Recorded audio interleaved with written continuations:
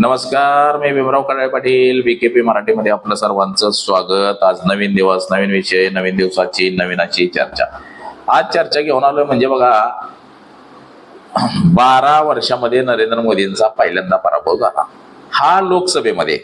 आणि नरेंद्र मोदी गुजरातचे जवळपास 20 वर्षे मंत्री होते, मुख्यमंत्री होते. तेव्हापासून ते आजपर्यंत म्हणजे 32 वर्षामध्ये नरेंद्र मोदींचा एकदाही पराभव झालेला नाही. त्यांनी जे विधेयक मांडलं ते बहुमतानं आजपर्यंत पारित झालं. परंतु पहिल्यांदाच असं झालं की इंडिया आघाडीची एकजूट राहिली आणि इंडिया आघाडीला 230 मतं मिळाली आणि नरेंद्र मोदींना 298 मतं. म्हणजे जे महिला विधेयक होतं, महिला सशक्तीकरणाच्या नावाखाली जे महिला विधेयक मांडलं होतं, या विधेयकाला 1/3 बहुमत हवं होतं आणि ते बहुमत नरेंद्र मोदींना मिळालेलं नाही.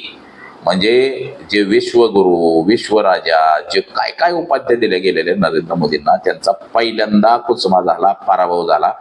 तर तो कसा झाला, काय झाला, कुणाची मतं किती आहेत, कसं झालं, काय झालं, तर या सगळ्या गोष्टीची आज चर्चा करण्यासाठी आपण चर्चा करणार आहोत.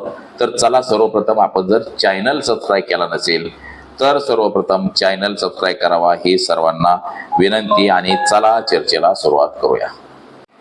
तर आपण सुरुवातीला कुठल्या पक्षाचे किती खासदार आहेत हे सुद्धा आपण बघितलं पाहिजे. म्हणजे महिला सशक्तीकरणाच्या नावाखाली जो नरेंद्र मोदींनी महिला विधेयक आणलं होतं. आता विरोधकाचं असं म्हणणं आहे की बाबा हे विधेयक 2023ला सगळ्या पक्षांनी पारित केलेलं आहे. 248 खासदारांनी यावरती मतदान केलेलं आहे आणि ते विधेयक पारित झालेलं आहे. तरी सुद्धा हे आता महिला सशक्तीकरणाच्या नावाखाली म्हणजे नरेंद्र मोदींचा एक वेगळा डाव आहे. दक्षिणात्य राज्यांची ताकद कमी करायची आणि जिथं हिंदुत्ववादी विचाराची लोक, हिंदुत्ववादी सरकार आहेत, त्या ठिकाणी मात्र खासदार वाढवायचे, असा एक विरोध जोरदार हा नरेंद्र मोदींना झाला. तर महाराष्ट्रामध्ये आणि देशामध्ये जे खासदारांची संख्या आहे 2024ला जे निवडून आलेले खासदार जे आहेत, हे खासदार म्हणजे 543 जे खासदार आहेत ते खासदार आणि निवडणूक ही 542 खासदारांवरती झाली. एक जागा सुरतचे जे आहे ते बिनविरोध झाले होते. मुकेश दलाल हे बिनविरोध निवडून आले होते खासदारकीला. आणि 542 खासदार जे झाले त्यापैकी जे निवडून आलेले खासदार किंवा बिनविरोध, तर ह्यांच्या आपण बलाबल सर्वगळ्यात अगोदर बघूया. भारतीय जनता पक्षाचे 240 खासदार आहेत, तेलुगू देशम पार्टीचे 16 आहेत, जनता दल युनायटेडचे 12 आहेत, शिवसेना एकनाथ शिंदेची शिवसेना जी आहे त्याचे 7 आहेत, लोक जनशक्ती पार्टी रामविलास पासवानकर यांचे 5 आहेत, जनता दल सेक्युलरचे 2 आहेत, राष्ट्रीय लोकदलचे म्हणजे RLDचे 2 आहेत, जनसेवा पार्टीचे 2 खासदार आहेत, अपना दल 1 खासदार आहे, आसाम गण 1 खासदार आहे, हिंदुस्थानी आवाम मोर्चाचा 1 खासदार आहे, UPPL 1 खासदार आहे, AJSU 1 खासदार आहे, अजित पवार गटाचा 1 खासदार आहे आणि सिक्कीम क्रांती मोर्चाचा 1 खासदार आहे. तर हे सगळे इंडिया म्हणजे भारतीय जनता पक्षाच्या सोबत जे खासदार आहेत हे त्यांची आकडेवारी झाली. म्हणजे ते 298 मतदान मिळालेलं ते. तर विरोधामध्ये जे खासदार आहेत ज्यांचं 230 मतदान पडलं, आता 234 आहेत इंडिया आघाडीचे, परंतु 4 मतं ही झाली नाहीत, तर 230 मतं झाली. तर त्याच्यामध्ये काँग्रेसचे 99 खासदार आहेत, समाजवादी पार्टीचे 37 आहेत, तृणमूलचे 29 आहेत, द्रमुक DMKचे 22 खासदार आहेत, UBTचे 9 आहेत, शरद पवारांच्या राष्ट्रवादीचे 8 खासदार आहेत, जनता दलाचे 4 आहेत, CPMचे 4 आहेत, आम आदमी पक्षाचे 3 खासदार आहेत, झारखंड मुक्ती मोर्चाचे 3 आहेत, इंडिया युनायटेडचे मुस्लिम लीगचे 3 खासदार आहेत, CPIचे 2, CPI-MLचे 2 आणि JKNS चे 2, VCK 2 हे असं आहे. तर अपक्ष खासदार जे आहेत हे 8 खासदार आहेत. म्हणजे MIM असेल, काशीराम पार्टी असेल, काशीराम यांची, म्हणजे असे हे जे 8 खासदार आहेत. आणि बघा, काल जे विधेयक मांडलं नरेंद्र मोदींनी, जे विधेयक मांडलेलं होतं, तर हे विधेयक मांडल्यानंतर मात्र या विधेयकाला नरेंद्र मोदी म्हणजे यांच्या बाजूने म्हणजे विधायक मंजूर करावं ह्या बाजूने 298 मतं मिळाली आणि विधायक नामंजूर करावं या बाजूने मात्र 230 मतं मिळाली आणि त्यामुळं नरेंद्र मोदी यांचं विधेयक मंजूर झालेलं नाही. आता हे विधेयक मंजूर करणं म्हणजे नेमकं काय की कशासाठी बाबा हे विधेयक मंजूर करायचं. आता ह्याच्यामध्ये विरोधकांचं मत असं आहे की बाबा ह्या विधेयकाच्या नावाखाली म्हणजे महिलांना 33% आरक्षण द्यायच्या नावाखाली भारतीय जनता पक्ष हा आपला छुपा अजेंडा चालवतोय. म्हणजे नारी शक्ती वंदना अधिनियम संसदेमध्ये हे जे विधेयक सादर केलं गेलं महिलांना 33% आरक्षण द्यायचं होतं. हे नवीन खासदारकीच्या जागा वाढवायच्या आणि त्याच्यामध्ये 33% जागा महिलांना द्यायच्या असं सरकारचं मत होतं. परंतु काँग्रेस पक्ष जी इंडिया आघाडी आहे यांचं मत असं होतं की बाबा जे आता 543 जागा ज्या देशामध्ये आहेत त्याच्यामध्येच तुम्ही 33% जागा या महिलांसाठी राखीव कराव्या असं काहीच मत हे इंडिया आघाडीच्या लोकांचं होतं. आता यामध्ये राजीव गांधी यांच्या काळात सुद्धा पंचायत समित्या नगरपालिका हे जे स्थानिक स्वराज्य संस्था आहेत ह्याच्यामध्ये 33% आरक्षण राजीव गांधीच्या काळामध्येच दाखल केले मंजूर झालेलं आहे. आता जे इंडिया आघाडी आहे या इंडिया आघाडीचं एकच मत होतं की बाबा 2023 मध्ये जे महिला विधेयक आपण मंजूर केलेलं आहे ह्या विधेयकाच्या अनुसाराने म्हणजे 543 मध्येच महिलांना आरक्षण 33% देण्यात यावं असं मांडलेलं होतं. परंतु भारतीय जनता पक्षाने ती अट अमान्य केली. त्यानंतर दुसरी सुद्धा इंडिया आघाडीची अट होती की बाबा महिलांना जर आपल्याला 33% आरक्षण द्यायचंच आहे जसं स्थानिक स्वराज्य संस्थेमध्ये दिलेलं आहे अशा पद्धतीनं त्यांना सुद्धा आरक्षण देण्यात यावं असं सुद्धा त्यांनी म्हटलेलं होतं. परंतु पुन्हा दुसरी एक अट अशी होती की बाबा भारताची जनगणना करा अगोदर कुठल्या जाती धर्माची किती लोक आहेत 33% महिलांना आरक्षण देत असताना त्या पद्धतीने आपण आरक्षण दिलं पाहिजे की जनगणनेनुसार म्हणजे आता जनगणना करा 2026 मध्ये आणि देशामध्ये कुठल्या समाजाचे किती लोक आहेत कुठल्या प्रवर्गाचे किती लोक आहेत हे सगळं आपल्याला पाहिल्यानंतर आपल्याला आरक्षण देता येईल असंही या सगळ्यांनी म्हटलं. आता ह्याच्यावरती शशी थरूर असेल प्रणिती शिंदे राहुल गांधी प्रियंका गांधी सोनिया गांधी मल्लिकार्जुन खरगे ह्या सगळ्या लोकांनी ह्याच्यावरती आपापली मतं मांडलेली आहेत. आता सरकारची एनडीएची जी भूमिका होती ही भूमिका एनडीएची म्हणजे खासदार वाढवायचे तर का वाढवायचे आणि त्याला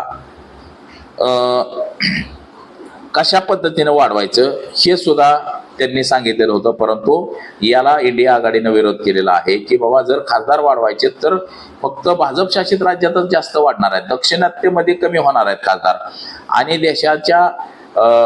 देशामध्ये जी सत्ता प्रस्थापित करायची दक्षिणात्य राज्यांचे महत्व कमी होईल असंही म्हटलं गेलं होतं. आता शुक्रवारी हे विधेयक सादर झालं काल म्हणजे संविधानची 131व्या संशोधन विधेयक 2026 वर मतदान झालं म्हणजे ते त्याच्यामध्ये दुरुस्ती करायची होती आणि लोकसभेच्या जागा ह्या वाढवायच्या होत्या. आता पुनर्रचनेनुसार लोकसंख्येनुसार ते करणं गरजेचं होतं. एक व्यक्ती एक मत अशा तत्वांवरती ते करायचं होतं परंतु ते नामंजूर झालेलं आहे. आता ह्याच्यामध्ये बघा आता वाढणाऱ्या ज्या जागा होत्या ह्या 850 होणार आहेत त्या 543 वरून 850 जागा होणार आहेत म्हणजे 307 जागा वाढणार आहेत त्या आणि एवढ्या जागा वाढणार आहेत म्हणजे ह्याच्यामध्ये काय केंद्रशासित प्रदेश होणार आहेत. आता ते वाढणाऱ्या जागा आपण ते सुद्धा बघू. आता म्हणजे सर्वात मोठं राज्य आहे उत्तर प्रदेशमध्ये 80 जागा आहेत तिथे 143 होणार आहे त्यात 63 ने वाढ होणार आहे. महाराष्ट्रात 48 आहेत महाराष्ट्रात 76 नवीन खासदार होणार आहेत 28 खासदार वाढणार आहेत. पश्चिम बंगालमध्ये 42 आहेत तिथं 72 होणार आहेत म्हणजे 30 खासदार वाढणार आहेत. बिहारमध्ये 40 खासदार आहेत तिथं 79 खासदार होणार म्हणजे 39 वाढणार आहे. बघा हे आकडे बघा तफावत करणार आहेत म्हणजे जिथं जिथं भाजपचं सरकार आहे जिथं जिथं भाजपचं जास्त लोक आहेत ते अशा ठिकाणी खासदार वाढणार आहेत. आता तामिळनाडू बघा तामिळनाडूमध्ये 39 खासदार आहेत फक्त 47 होणार आहेत 8च फक्त वाढणार आहेत का तर तामिळनाडू हा भारतीय जनता पक्षाच्या सोबत नाही. मध्य प्रदेश हा भाजपच्या सोबत आहे तिथं 29 खासदार आहेत आता 52 होणार आहेत म्हणजे 23 न वाढ होणार आहे. कर्नाटक मध्ये 28 खासदार आहेत, 39 होणार आहेत, म्हणजे तिथं फक्त 11 वाढणार आहेत. आता गुजरातचं बघा, 26 खासदार आहेत, 45 होणार आहेत, तिथं 19 खासदारांची वाढ होणार आहे, म्हणजे गुजरात हे भाजपच्या ताब्यात आहे. राजस्थान मध्ये बघा 25 खासदार आहेत, तिथं 50 खासदार होणार आहेत, डायरेक्ट 25 खासदारांची वाढ हे भाजपच्या ताब्यात आहे. आंध्र प्रदेश 25 खासदार आहेत, 34 खासदार होणार, फक्त 9 खासदार वाढणार आहेत. केरळमध्ये 20 खासदार आहेत आणि 20च राहणार आहेत, तिथं 0 वाढणार आहेत. म्हणजे केरळ हे विरोधात, जे जे राज्य विरोधातले आहेत ते त्या राज्यांमध्ये खासदार वाढणार नाहीत. जे राज्य भाजपच्या ताब्यात आहेत अशाच राज्यांमध्ये खासदार वाढणार आहेत. आता तेलंगणामध्ये सुद्धा वाढणार नाही, कारण काँग्रेसच्या ताब्यात आहे. 17 खासदार आहेत तेलंगणात, 23 होणार आहेत, फक्त 6 वाढणार आहेत. ओडिसामध्ये 21 खासदार आहेत, 32 होणार आहे, 11 वाढणार आहेत.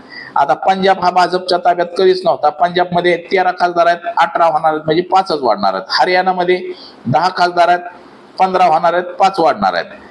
छत्तीसगडमध्ये 11 खासदार आहेत, 16 होणार आहेत, 5च वाढणार आहेत फक्त. झारखंडमध्ये 14 खासदार आहेत, त्याचे 21 होणार आहेत, म्हणजे 7 वाढणार आहेत. आसाममध्ये 14 आहेत, 21 होणार आहेत, 7 वाढणार आहेत आसाममध्ये. दिल्लीमध्ये 7 खासदार आहेत, 11 होणार आहेत, म्हणजे 4 वाढणार आहेत. आता हिमाचल प्रदेशमध्ये सुद्धा 4 खासदार आहेत, त्याचे 6 होणार आहेत, म्हणजे 2 वाढणार आहेत. जम्मू काश्मीरमध्ये 5 आहेत, त्याचे 7 होणार आहेत, ते 2 वाढणार आहेत. उत्तराखंडमध्ये सुद्धा 5 खासदार आहेत, 8 होणार आहेत, म्हणजे 3 वाढणार आहेत. आता हे सगळे खासदार वाढणार आहेत, पण ह्याच्यामध्ये असं आहे की जिथं जिथं भाजप शासित राज्य आहेत या राज्यांमध्ये खासदारांची संख्या वाढणार आहे. म्हणजे बघा, उत्तर प्रदेश, मध्य प्रदेश, बिहार, राजस्थान, गुजरात, हरियाणा, दिल्ली ही जी राज्य आहेत ही सत्तेपर्यंत पोहोचवणारी राज्य आहेत. उत्तर प्रदेश ही सगळी राज्य, म्हणजे या राज्यांमध्ये ज्या पक्षाचं जास्त खासदार निवडून येतात तो पक्ष हा सत्तेमध्ये जाऊन पोहोचतो. असं एक परिस्थिती पहिल्यापासून निर्माण झालेली आहे. म्हणजे दाक्षिणात्य राज्यांचं महत्व कमी आहे. दाक्षिणात्य राज्य हे नेहमी भारतीय जनता पक्षाच्या विरोधात असतात आणि म्हणूनच हा पायंडा नरेंद्र मोदींनी स्वीकारलेला आहे की महिला विधेयकाच्या नावाखाली हे खासदार वाढवायचे आणि ते खासदार वाढवून आपली सत्ता 2029ला पुन्हा कायम ठेवायची, असंच काहीसं चित्र निर्माण झालेलं आहे.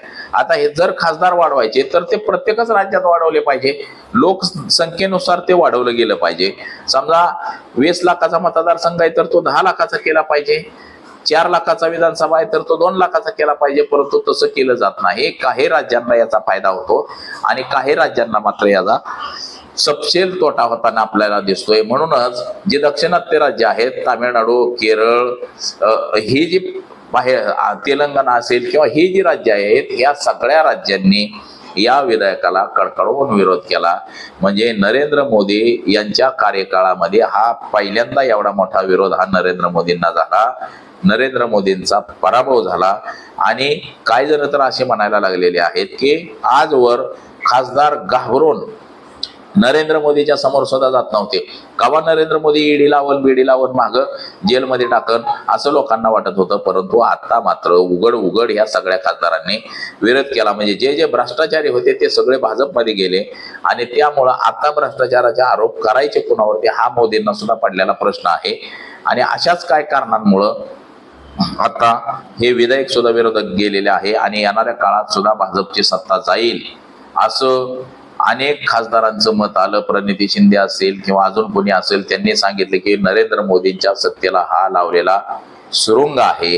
म्हणजे सत्ताधारी पक्षाचं पहिल्यांदा विधेयक हे सध्या नामंजूर झालं. यानं भारतीय जनता पक्षावरती नामुष्की उडवली. परंतु आता भाजप लोकांमध्ये जाऊन सांगेल की बाबा महिलांच्या सशक्तीकरणाला काँग्रेसचा विरोध आहे, म्हणून काँग्रेसच्या विरोधात हे लोक आंदोलन करतील. परंतु त्याच्या मागचं जे बॅकग्राऊंड काय होतं हे मात्र लोकांना सांगितलं जाणार नाही. हेही तितकंच खरं आहे मित्रांनो.